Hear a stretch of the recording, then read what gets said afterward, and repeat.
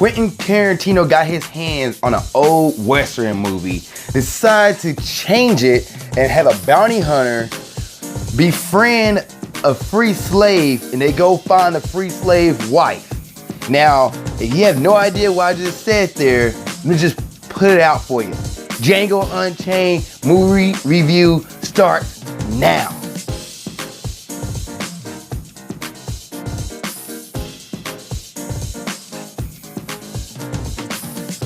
What's up, world? Welcome to another episode of Movie Breakdowns. I'm your host, Ali Zakka, and Movie Breakdowns is a movie review series. So if there's a movie you want me to review, let me know and I'll do it for you. Now, let's go ahead and get into the review. Django Unchained is literally one of my favorite movies of all time. It's in the top 10. It's up there. And they already kind of give you an idea of how I'm going to grade this movie.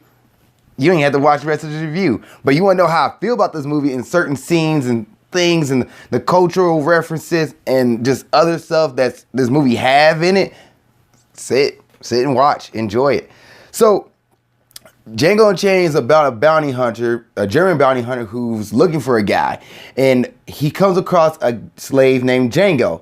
He frees Django, and Django helps him get rid of the bounty hunter, or I guess the dude who had the bounty on his head that the German guy was looking for. So after Django helped the German, they end up teaming up because the German, who is played by Christoph Waltz, his name is Dr. King Schutz. Dr. Schutz wanted to return the favor to Django. He's like, Django, you helped me. I want to help you out because, one, I don't like slavery. Slavery is horrible. And you're a person like anybody else. So I'm going to help you out. And Django's like, okay, well, I'm looking for my wife. So Django goes to find his wife, who's played by Kerry Washington. Her name is Broomhilda. Why is it so hard for me to say that word? Broomhilda. So Django, who's played by Jamie Foxx, by the way, and Dr. Schutz go find Broomhilda. And on their way, they come across one of the notorious slave owners in Mississippi, and just a bunch of other crazy shenanigans go on in this movie. It's a phenomenal movie. However, I would say if you have a very uneasy stomach, or I guess a very easily disturbed stomach, you shouldn't watch this movie. It's Quentin Tarantino, and it is bloody, gory, all the other crazy stuff throughout this movie. Like, there's a scene where Django shoots somebody and just pockets of blood fly everywhere for no reason whatsoever.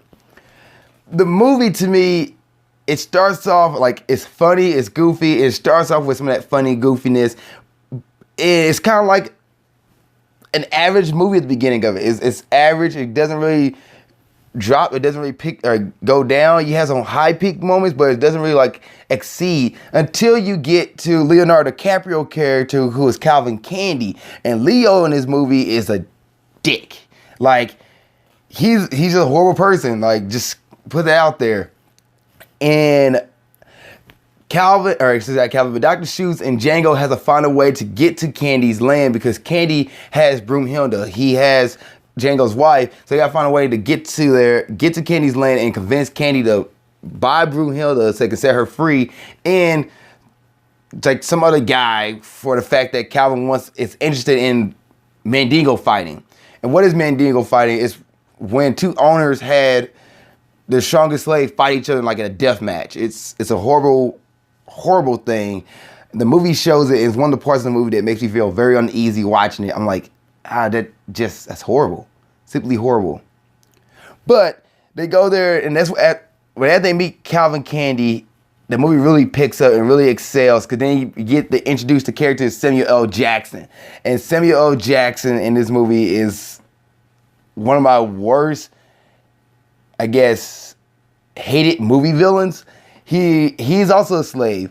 His name is Steven. He is the head houseman under Calvin. He's the head slave in the house. He does everything for the family. He makes sure, looks over the family, he looks over everybody in the family.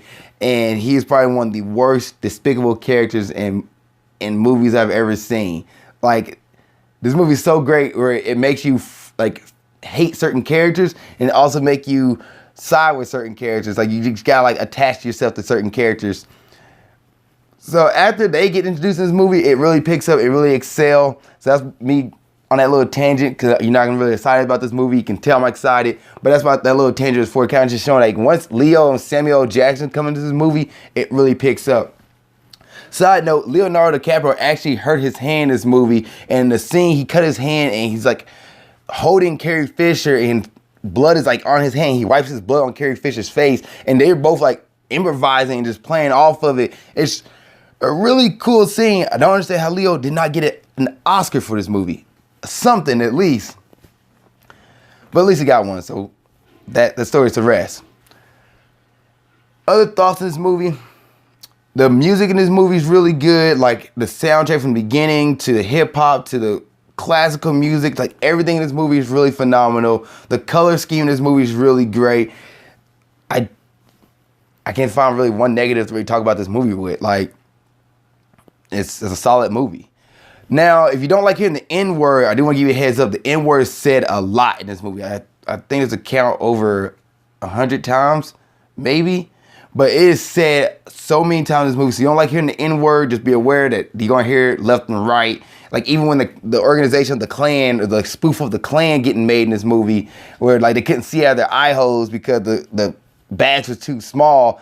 Like there's a bunch of racial sensitive stuff in this movie. So you really like get uneasy about that, don't watch this movie. This movie's not for you. But if you somebody who just want to watch a movie, see a Western, see somebody who's an unlikely hero rise up and just destroy everything and save his wife, then this movie is for you. And you will enjoy this movie hands down. Do want to mention this movie is 2 hours and 47 minutes long. To me, it's perfect. It didn't need to be longer. It didn't need to be shorter. It got the job done. Let's get to characters. So Jamie Foxx plays Django. Phenomenal. He did a good job. I believe Jamie Foxx is a Django character. I had nothing bad to say about him. Christopher Waltz that played Dr. King Shoots. Same thing. Like when he gets killed in the movie, you kind of feel sad. You want to see Christopher Waltz's character continue on, and you want to see him make it out of America and go back to his homeland. Like it's tragic, but he plays the character so well. I believe he got an Oscar for this movie as well. Leonardo DiCaprio as Calvin Candy. I already talked about him. Great actor. Should have got an Oscar. Samuel L. Jackson as Calvin. Phenomenal. Heck, everybody in this movie did a good job. Even Kerry Washington as Brunhilde. You know, she was in the movie for like the second half of the movie. Great as well. Side note, the original Django, the 1966 movie, the original Django, Franco Nero, he was in this movie. He's actually one of the slave owners who's watching the Mandingo fight against Leonardo DiCaprio. So that's a little side note, a little Easter egg thrown in that movie. Is this a Friday night movie? Yes. But should you watch it with your family? No. And lastly, grading time. I'm going to grade Django Unchained a solid A. I truly enjoyed this movie. I didn't see anything wrong with it. I like the fact that it hit on racial sensitive stuff. It brought more attention to stuff like that. And this stuff in American history, you can't escape that. But it also made a fantasy out of it. Like it took the thought of what if a slave became a bounty hunter and was able to just rise against the system. Like it was a cool movie. I enjoyed it. Quentin Tarantino did a phenomenal job. That's about it. Thank you guys for watching this episode of Movie Breakdowns. See you next time. Keep being awesome.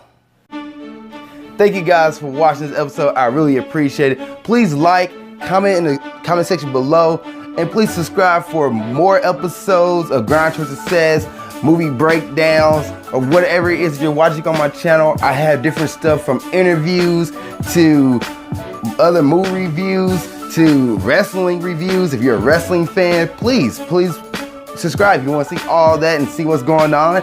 Also, you can follow me on Snapchat here. Follow me on Instagram there to see what I'm doing in my personal life as well as my business and Ninja Warrior. And lastly, you can watch the last episode of Grind Towards Success here. You can watch the last episode of Movie Breakdowns there. Thank you guys once again. I really appreciate it. See you next time. Keep being awesome.